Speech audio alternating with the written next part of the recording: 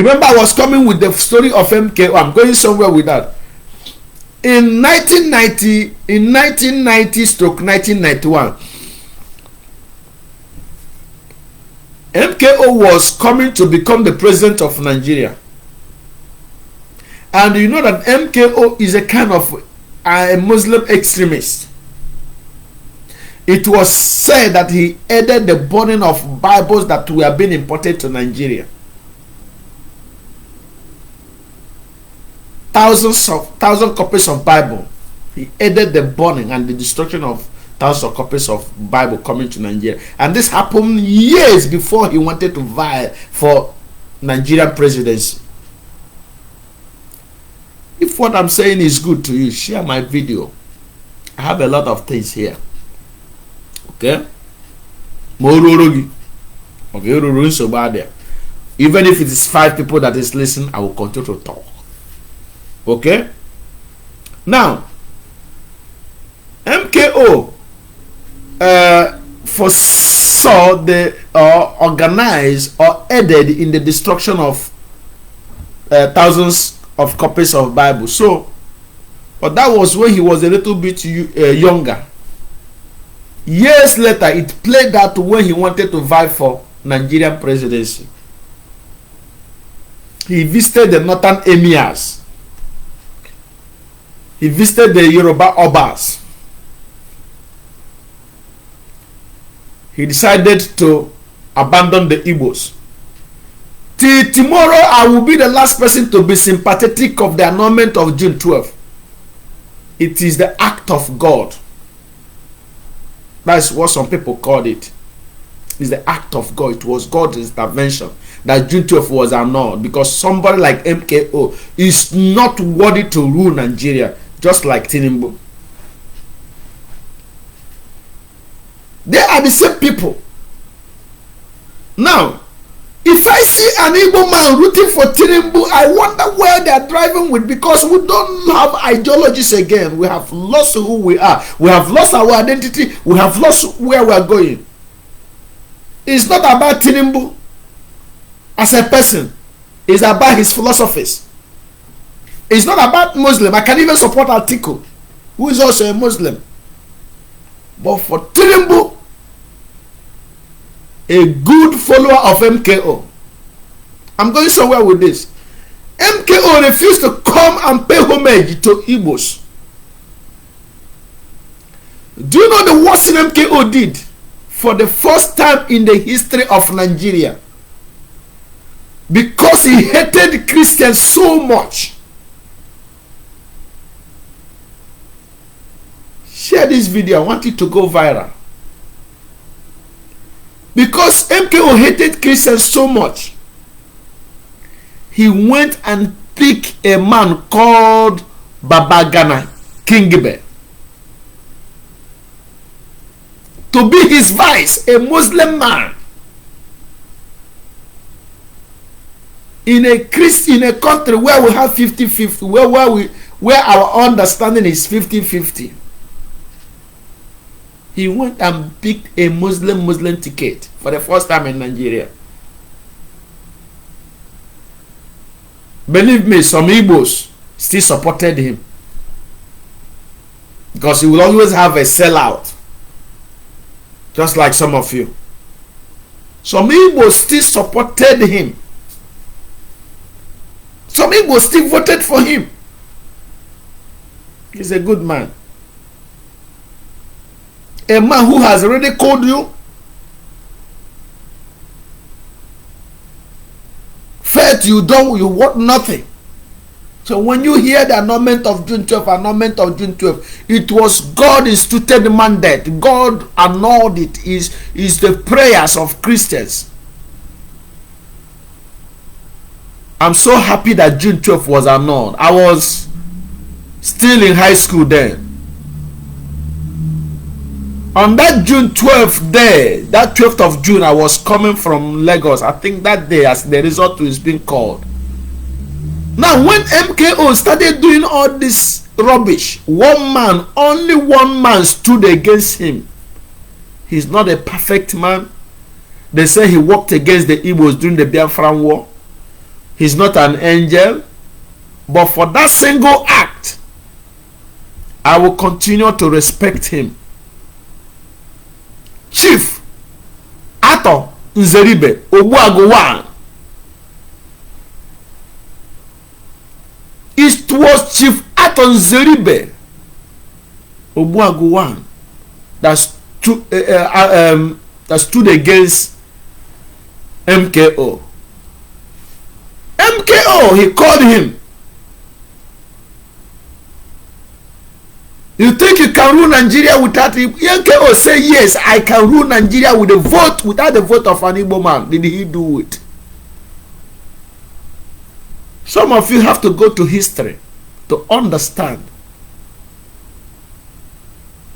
The land we stand today has a rock under it and water under it. You have to understand what you're standing on.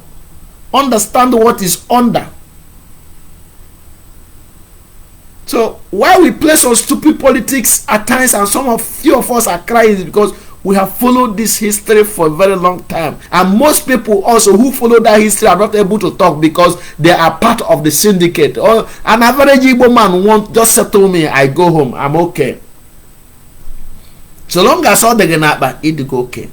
But for somebody like me who is not part of establishment, I continue to speak what I know. Arthur Nzeribe said, no, you cannot rule Nigeria without the vote of an Igbo man.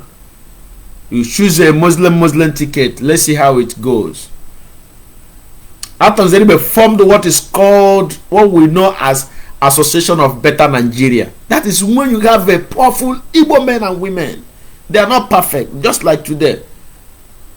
But when it comes to fighting for their people, they stand out. Arthur Nzeribe said, no. Let's see how it happens. A man called Tofa. Tofa came. He's a Northerner. He picked a man from Mbise, Sylvester Ugo.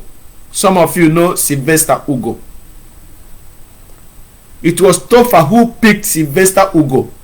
And then the Igbos supported Tofa and Sylvester Ugo. But MKO is such a big machine, just like Tinubu, powerful, has money, has everything. So, because of the same brainwashing, the Northerners felt we have to vote for him. If he can pick a Muslim, it means this country can be all Muslims.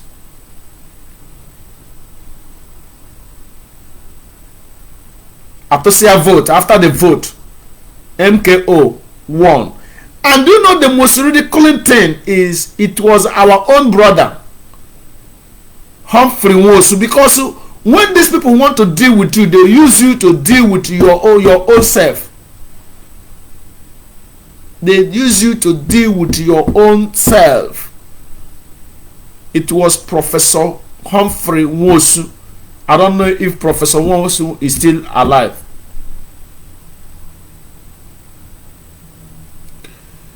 It was Professor Humphrey Nwosu who was the INEC. It wasn't called INEC. I think it was NEC then.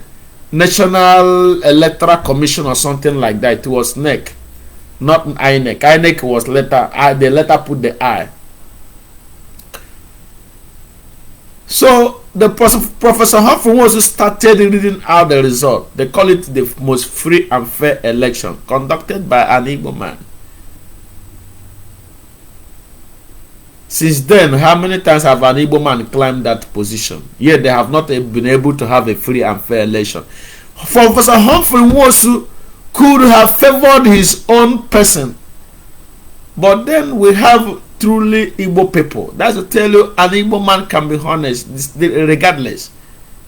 He saw that the vote was favoring a Muslim ticket who did not even regard them. But because he was honesty, he just want to give it to them. Arthur Nzeribe had it and said no. It will not happen. Arthur Nzeribe went immediately and got court injunction because some people heard of the annulment of June 12th. He didn't know how it happened. Arthur Nzeribe went under the umbrella of Association for Better Nigeria and got court injunction. And that court injunction was served to the federal government then, led by Buhari, IBB, not Muhammadu Buhari, Ibrahim Badamusi Babangida. After Zeribe got the court injunction, it was served to IBB's government. For the first time, IBB obeyed court order and said, halt it, stop it, no more result. The court said no. It was Aton Zeribe who single-handedly did that. Why? Because this man insulted his own people. Ezoku Bondo. He insulted his own people, which an Igbo man can do that again for us in this age. Which an Igbo man, even when he came out of Zeribe, said, I am the one, yes. I got the court injunction. That was every time you ask IBB, IBB would tell you, yes, I know June 12, but it wasn't, I wasn't the only one who took that decision. It was traceable to Aton Zeribe. So now, why am I saying this? Tinubu again is coming up. Tinubu was one of the disciples of Aton Zeribe, disciples of MKO. What regards has Tinubu to an Igbo man? Who are his Igbo friends? It is time we take good retrospect of where we are going and what we are doing. And you want this man to be president? I understand that many of my friends want Tinubu to be president because they think he is the such person that will deal decisively with the Kanu and the Kanu. That is one of the goals. Some people want him to come. Some supporters say yes, Tinubu will really, because Tinubu have an unnoticed animosity. He don't really like the Igbos. There's something about him that doesn't really work with the Igbos. So they want him. But I cannot say because I want the man that will deal with Kanu to come. That's why I must support him. I have to look at the bigger picture. We have to look at the bigger picture, the interest of the entire Igbos. And now that same Tinubu make this statement, such a nasty statement, calling Muslims. And yet the first thing he can do is to get to Igbo land, get the powerful people we respect. These are the heroic people we take as heroes. They don't participate in politics. You have never seen them. But you know, money rules. Pay the huge amount of money to come and play that game for him. To him, that's an endorsement, a way of getting to the Igbos. We are watching. And mark it somewhere, if Tinubu becomes the president of Nigeria, it will be worse to Igbo. Your suffering will be worse than what is happening now. I've said this several times. We are not competing with the Hausas. We are competing with the Yorubas. The biggest sport in Nigeria is not in the north, it's in the west. They want us to go through that before going to our area. They want our goods, all the goods, to first of all land in Lagos. Our biggest problem is not even the northerners. The biggest airport where every Igbo man land is Lagos. Do you know how much that is bringing to Lagos? They want us to first of all land in Lagos before going to our area. I want to stop there because this is not all I have. Few days ago, everything I'm saying here should be a topic of itself because I have a lot to say, but because I want to round up in the next few minutes.